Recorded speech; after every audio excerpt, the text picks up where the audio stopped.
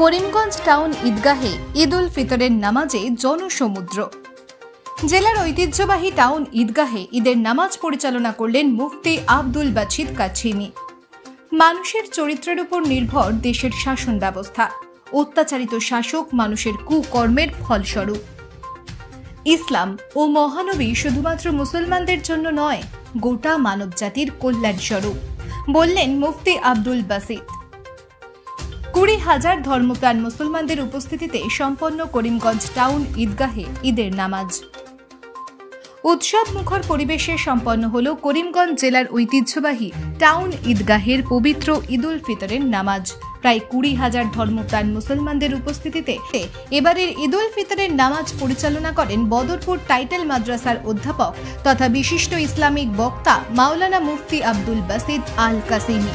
ঈদের নামাজের পূর্বে সারগর্ভ বক্তব্য রাখেন মুফতি আব্দুল বাছিদ আল কাসিমি। তার বক্তব্যে উঠে আসে বিশ্ব শান্তি, বিশ্ব ভ্রাতৃত্ব এবং বিশ্বের শাসন ব্যবস্থার বিভিন্ন কথা। দীর্ঘ 1 মাস সিয়াম সাধনার পর আজ করিমগঞ্জের ঐতিহ্যবাহী টাউন ঈদগাহে পবিত্র ঈদ উল ফিতরের নামাজ আদায় করলেন সীমান্ত জেলা করিমগঞ্জের হাজার হাজার ধর্মপ্রাণ মুসলমানরা। নামাজ শেষে প্রতিজন ধর্মপ্রাণ মুসলমান মানুষ একে অপরকে ঈদের শুভেচ্ছা বিনিময় করতে দেখা যায়। পাশাপাশি এদিন ঈদের নামাজ আদায় করার পর ইমাম মুফতি আব্দুল বাছিদ কাছিমি প্রায় 20,000-এরও অধিক মুসল্লিদের নিয়ে দুহাত তুলে সৃষ্টিকর্তার নিকট বিশ্ব শান্তির উদ্দেশ্যে মুনাজাত করেন। ব্যুরো রিপোর্ট, ব্যারাক 10 টিভি। শুধু মুসলমানদের দোহাই দিলে দেখলেন রাষ্ট্র রক্ষা করা যাবে না। সুতরাং বিভিন্ন জাতি এবং গোষ্ঠীর মানুষকে নিয়ে একটা কম্প্রোমাইজে এলেন। ধর্মীয় ক্ষেত্রে নয়, রাষ্ট্রীয় স্বার্থ সুরক্ষার জন্য একটা কম্প্রোমাইজ করলেন। আপনারা কিতাব করলে ইউটিউব গুগলে সার্চ করে দেখবেন মদিনা সনদ।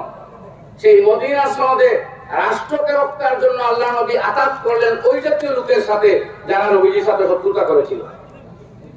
কোরআনে এই মর্মে বলে দিল তাআলাউ ইলা কালিমাতিন সাওয়াইন বাইনানা ওয়া বাইনাকুম আল্লা না'বুদা ইল্লাল্লাহ। অন্তত যে কথার মধ্যে তোমরা আর আমাদের কোনো তফাৎ নেই, এই শাস্ত্রগুলোর ক্ষেত্রে আমরা চলো এক মঞ্চে এসে যাই। সেই রেজাল্ট আল্লাহ দিল কিছুদিনের মাথায়। মদিনায়ে তৈয়বাতে ইসলামের আল্লাহ নবীর যে অভিযান, মদিনা তার কেন্দ্র, তার রাজধানীতে পরিণত হয়ে গেল। দেখেন, ধর্মীয় ক্ষেত্রে কম্প্রোমাইজের শিক্ষা দেওয়া হয়নি। পৃথিবীর কোন ধর্ম বলবে না যে আপনি গিয়ে কিছুদিন তাদের ইবাদত করুন, তারা কিছুদিন আপনার উপাসনা করবে। এমনটা কোন শিক্ষা ধর্ম দেওয়া হয়নি। লাকুম দীনুকুম ওয়ালিয়া দীন, সেটা আলাদা আলাদা। কিন্তু সামাজিক স্বার্থ, বিশ্ব ভ্রাতৃত্ব, দেশ এবং জাতির সুরক্ষার জন্য ইসলাম বলেছে, আল্লাহ নবী শিক্ষা দিলেন, বিভিন্ন জাতি এবং গোষ্ঠীর মানুষকে নিয়ে চুক্তিপত্র স্বাক্ষর করলেন। এবং এই হলো রাষ্ট্রীয় নীতি। এরপরে আমরা দেখি আল্লাহ নবী সাল্লাল্লাহু আলাইহি সাল্লাম যে উপদেশগুলো আমাদেরকে দিয়ে গেলেন, তার মধ্যে যে মানুষের মধ্যে ভ্রাতৃত্ব রক্ষা করতে হবে। যেহেতু আল্লাহর শ্রেষ্ঠ প্রজেক্ট, শ্রেষ্ঠ মখলুক হলো ইনসান, সুতরাং সেই ইনসানের মধ্যে ইনসানিয়তার ভ্রাতৃত্ব যদি রক্ষা না হয়, মানুষ নিজেদের মধ্যে লড়াই ঝগড়া কোনাকুনিতে লিপ্ত হয়ে যায়, তাহলে পৃথিবীর উন্নতি সাধন কিভাবে হবে? জীব জন্তু অন্যান্য মখলুকাত কষ্ট পাবে। এই জন্য আমার ভাইয়েরা, পবিত্র কোরআনে আমরা দেখতে পাই মহানবী সাল্লাল্লাহু আলাইহি সাল্লামের মাধ্যমে আল্লাহ তাআলা সবাইকে জানিয়ে দিয়েছেন। নাম্বার 1, আমি 2-3টি কথা এই মর্মে বলে আমি শেষ করব, কিভাবে আমাদের মধ্যে ভ্রাতৃত্ব রক্ষা হয়। এই জন্য পবিত্র কোরআনের সূরা হুজুরাতের মধ্যে আল্লাহ তাআলা প্রথম শিক্ষা দিলেন, লা ইয়াসখার কওমুম মিন কওমিন আসা আন ইয়াকুনু খায়রাম মিনহুম ওয়া লা নিসাউম মিন নিসাইন আসা আন ইয়াকুননা খায়রাম মিনহুম। জানিয়ে দিলেন, কোন মানুষকে নিয়ে উপহাস করতে পারবে না, কাউকে নিয়ে ঠাট্টা বিদ্রুপ করা চলবে না, তুচ্ছ তাচ্ছিল্য করা চলবে না। প্রতিটি মানুষের মর্যাদা আর সম্মানকে প্রতিষ্ঠিত করতে হবে। আল্লাহ তাআলা জানিয়ে দিলেন, কোন কওম, এখানে মুসলিম অমুসলিমের কোনো কথা আসেনি, কোন কওম অন্য কোন কওমকে নিয়ে তুচ্ছ তাচ্ছিল্য ঠাট্টা বিদ্রুপ উপহাস করতে পারবে না। মহিলারাও একজন আরেকজনকে নিয়ে না।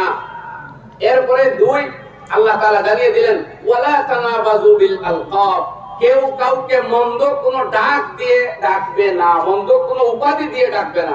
নাম্বার 3, আল্লাহ তাআলা জানিয়ে দিলেন, ওয়ালা ইয়াত্তাবাযুকুম বাযা, কারো আড়ালে কার দুষ্টুটি বর্ণনা করা চলবে না, কাউকে খাটো করার জন্য, কাউকে ছোট করার জন্য তার দোষগুলো তার আড়ালে অন্যের কাছে তুলে ধরা যাবে না।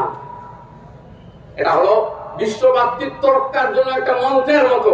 আমরা যদি একজন আরেকজনের নিন্দা, সমালোচনা, ইসলামে বলে গীবত, সেটা বাদ দিয়ে দেই, আমাদের মধ্যে ভ্রাতৃত্বের বন্ধন সুদৃঢ় হবে। গীবত বা পরনিন্দাকে ইসলামে তো কঠোর ভাষায় নিষেধ করেছে। আল্লাহ তাআলা উপমা দিয়েছেন, আইয়ুহিব্বু আহাদুকুম আইয়াকুলা লাহমা আখিহি মাইতান ফাকারিহতুমুহু। তোমরা কেউ কি চাও তোমার মৃত ভাইয়ের গোশত ভক্ষণ করবে? এটা তো কখনো চাও না। তাহলে মনে রাখো, কোন মানুষের আড়ালে তার দৃষ্টির বর্ণনা করে তাকে হাঁটো করার চেষ্টা, সেই মৃত ভাইয়ের গোশত খাওয়ার অপরাধের সমান। নাম্বার 4 বলা হলো মানুষের সেবা করতে হবে। মানুষের সেবা করতে হবে। আল খলকু আয়ালুল্লাহ, গোটা বিশ্ব জগৎ আল্লাহর পরিবার। আল্লাহ তাআলার আওলাদ, সন্তান, শরীক কেউ নাই। সুতরাং এই জগৎবাসী হলো তার পরিবার। মানুষের সেবা করলে আল্লাহ সুবহানাহু ওয়া তাআলাকে পাওয়া যায়। তো পঞ্চম শিক্ষা দেওয়া হলো দয়াদ্র চিত্ত নিয়ে পৃথিবীতে চলতে হবে। বিশ্ব ভ্রাতৃত্ব রক্ষা করতে হলে নবীজি শিক্ষা দিলেন, ইরহামু মান ফিল আরদ, এই পৃথিবীতে যারা বসবাস করে তাদের প্রতি তুমি দয়া বিতরণ করো, অনুগ্রহশীল হও। ইয়ারহামকুম মান ফিস সামা, তাহলে আকাশবাসীর দয়া উপযোগী তুমি হবে। আমাদেরকে এরপরে শিক্ষা দেওয়া হলো মানুষের সাহায্যের হাত বাড়িয়ে দিতে হবে। আল্লাহ নবী বললেন, ওয়াল্লাহু ফি আউনিল আবদি মা কানাল আবদু ফি আউনি আখিহি। এক মানুষ, এক মুসলমান যখন তার আরো এক ভাইয়ের সাহায্যের জন্য সচেষ্ট যতক্ষণ থাকবে, মহান আল্লাহ সুবহানাহু ওয়া তাআলা সেই ব্যক্তিকে ততক্ষণ সাহায্য করবেন। আমাদেরকে শিক্ষা দেওয়া হয়েছে মানুষকে সাহায্য করা, অন্যকে গালিগালাজ না করা। ইসলাম বলা হয়েছে ইসলামের সিবাবুল মুসলিমে ফুসুকুন ওয়া কিতালুহু কুফরুন। কোন মানুষকে গালি দেওয়া ফিসকি গুনাহ, কাউকে হত্যা করা তো কুফরির শামিল, ইসলাম ত্যাগ করার সমান। আমাদেরকে শিক্ষা দেওয়া হয়েছে মানুষের সাথে ভালো ব্যবহার পেশ করা। আল্লাহ নবী বলেন, আমি দায়িত্ব নিলাম যারা ঝগড়া বিবাদ ত্যাগ করবে তাদেরকে জান্নাতে পৌঁছায় দেব, আর আরো বড় জান্নাতের ভিআইপি মাকামে পৌঁছিয়ে দেওয়ার দায়িত্ব নিলাম ওই ব্যক্তির জন্য যে তার চরিত্রকে উত্তম করবে। আল্লাহ নবী শিক্ষা দিলেন, তাবাসসুমুকা আলা ওয়াজহি আখিকা লাকা সাদাকাতুন, তুমি সমাজের ভ্রাতৃত্ব আর মহব্বতের মেলবন্ধন তৈরি করার জন্য যেভাবে ভালো কাজ করা সওয়াব, তুমি জেনে রাখো তোমার আরেক ভাইকে দেখার পরে মুচকি হাসি দিয়ে হাসি মুখে তার সাথে অভিনন্দন জানানো, অভিবাদন করা, হাসি মুখে তার সাথে পেশ হওয়া তোমার জন্য সদকা। সুবহানাল্লাহ। বন্ধুগণ, শেষ কথা বলি, আমরা এই পৃথিবীকে রক্ষা করতে হলে কোরআনের দেওয়া টিপস গুলো গ্রহণ করতে হবে। ভ্রাতৃত্বের বক্তব্য দিয়ে ভ্রাতৃত্ব কায়েম হয় না। আমাদের মধ্যে এই কোয়ালিটি, এই অভ্যাস, এই আমল, এই বৈশিষ্ট্য আনতে হবে, দুনিয়া ভ্রাতৃত্বময় হয়ে যাবে। দেখেন না বিশ্বনবী মুহাম্মদুর রাসূলুল্লাহ সাল্লাল্লাহু আলাইহি ওয়াসাল্লামের জীবনটাকে। যে মহিলা রাস্তায় কাঁটা নিক্ষেপ করতো, সে অসুস্থ হলে পরে আল্লাহ নবী তার ঘরে চলে গেলেন, মা তোমার কি হয়েছে? রাস্তা কেন নিরাপদ? কাঁটা নেই কেন রাস্তায়? যারা তাড়িয়ে দিল তাদেরকে মাফ করলেন, যারা পাথর নিক্ষেপ করলো দয়ার রহমতের দোয়া করলেন, যারা তাড়িয়ে দিয়েছিল, বিতাড়িত করেছিল, প্রতিশোধ নিলেন না। সুতরাং শুধু প্রতিশোধে বিশ্বাসী ইসলাম হতে শিক্ষা দেয়নি। আরো একটা দোষ রয়েছে আমাদের, যারা আমাদের উপরে কর্তৃত্ব আছে, আমরা শুধু তাদেরকে দোষারোপ করতে চাই, নিজের আমলকে বদলাতে চাই না। এই মর্মে হযরত আনাস বিন মালিক রাদিয়াল্লাহু আনহু, এই কথা বলে আমি শেষ করব। আনাস বিন মালিক রাদিয়াল্লাহু আনহু থেকে বর্ণিত একটা হাদিস উল্লেখ করা হয়েছে। আল্লাহ নবী সাল্লাল্লাহু আলাইহি ওয়াসাল্লাম বলেন, ইন্নাল্লাহ তাবারাকা ওয়া তাআলা ইয়াকুলু ইয়া মুহাম্মদ আনা মালিকুল মুলুক। আল্লাহ রাব্বুল আলামিন বলেন, হে মুহাম্মদ সাল্লাল্লাহু আলাইহি সাল্লাম, আমি দুনিয়ার বাদশাদের ষষ্ঠ বাদশা, সমস্ত রাজা, শাসক গোষ্ঠী, ক্ষমতাধরদের হৃদয় কলবের চাবিকাঠি আমার কুদরতের হাতে। উকাল্লিবুহা কাইফা আশা, আমি যেদিকে চাই সেদিকে ফিরাই। সুতরাং ফাআইয়ুমা কওমিন আতাউনি, পৃথিবীর যে জাতি আমার বিধিবিধান পালন করবে, সাইয়াতুল মুলুক আলাইহিম রাহমা, আমি শাসক গোষ্ঠীকে তাদের জন্য রহমত বানিয়ে দিব। ও আইয়ুমা কওমিন আসাউনি, আর যে জাতি আমার নাফরমানি করবে, শরীয়ত বিরোধী, দেশ বিরোধী, সমাজ বিরোধী বিভিন্ন অন্যায় কাজে লিপ্ত হয়ে যাবে। ইসলাম সেই কবে 1435 বছর আগে নিষেধ করেছে ড্রাগস এবং মদ আর নিষেধ দ্রব্য বর্জন করা, কিন্তু দুর্ভাগ্যবশত আমাদের বৃহৎ একটা পার্সেন্টেজ আজ সেই বস্তুতে লিপ্ত হয়ে গেছে। এইসব অপকর্ম আমরা করে অন্যকে দোষ দেওয়া, এটা ইসলাম সমর্থন করে না। বরং আল্লাহ নবী জানিয়ে দিলেন, আল্লাহ তাআলা বলেন, আইয়ুমা কওমিন আসাউনি, যারা আমার নাফরমানি করবে, সাইয়াতুল মুলুক আলাইহিম নিকামাতান, আমি তাদের শাসক বর্গকে তাদের জন্য যন্ত্রণাদায়ক বানায় দেব। চিন্তা করেন। সুতরাং আপনার আমার আমলের মাধ্যমে দেশের শাসন ব্যবস্থায় পরিবর্তন আসে, আপনার আমার চরিত্রের মাধ্যমে, আমাদের অ্যাক্টিভিটিসের মাধ্যমে আল্লাহ তাআলা সারা দুনিয়া শাসন ব্যবস্থা বদলে দিন।